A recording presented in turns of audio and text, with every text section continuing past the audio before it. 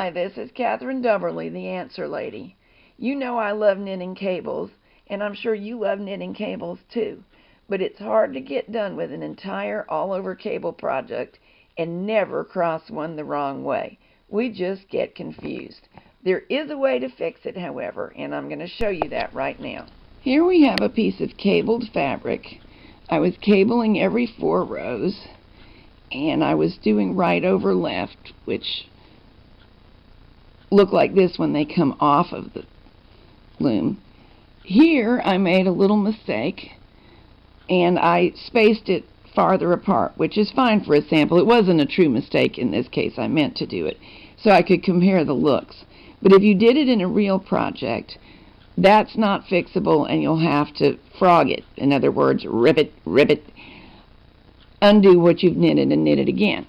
However, here's a mistake I made on purpose to show you that every cabling mistake does not have to be ripped. Instead of going right over left, resulting in this cable that continues to look like rope twisting up the fabric, I accidentally on purpose went left over right. And it does not look harmonious with the rest of the cable unless you wanted a zigzag appearance up the fabric, which is also a good look, but I wanted twisted rope. However, I can fix this. First of all, I need to find the back of this cable, a piece of main yarn, and knot my main yarn around the back of a stitch where it won't show. Later, I will come back and weave this end in.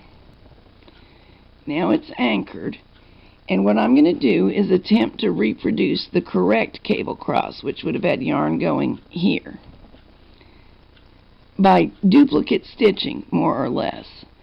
These are the 2 columns of stitches involved in the cable, this one and this one. I'm going to take this one first and come up as though I were about to form the next stitch, and go around where the next stitch should have attached, and go back down and up in the neighboring stitch, the other one involved in the cable. I'm going to pull in such a way that I'm achieving what I hope to be the normal tension I was getting when crossing the cable in that stitch. Now I'm going to do the same with the next stitch. I'm going to cross over and come up around the stitch there, approximating the look of where this cable should have truly been.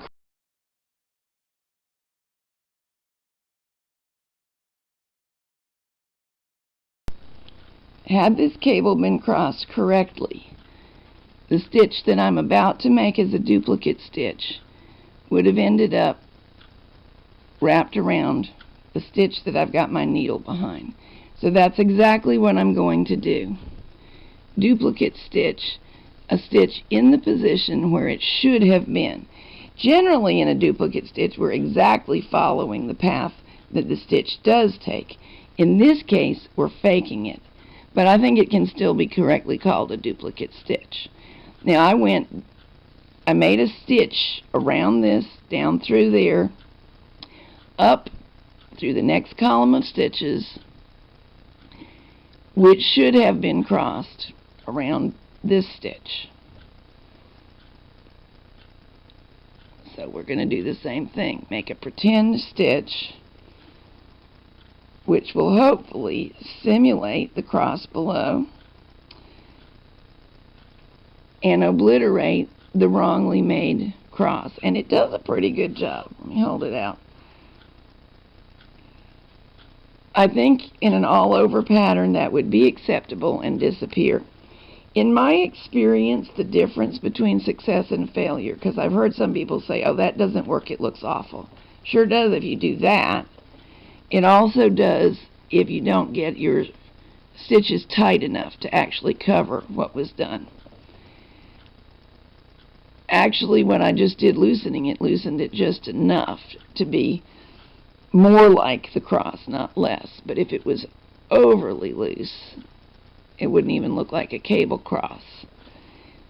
So I think, in other words, that the tension and exact tautness of these stitches, which is highly adjustable, is the difference between success and failure. You want them to have the puffy look that the cross has. And it's not too difficult to get it. You just have to play with it a little bit. So, if you have knitted a cable cross wrong and you spot it in the next row or two, you probably want to stop and reknit it properly. This technique is for use when you get the entire sweater done. You're doing the seams and suddenly you realize in some very obvious place is a missed cross. Fix it.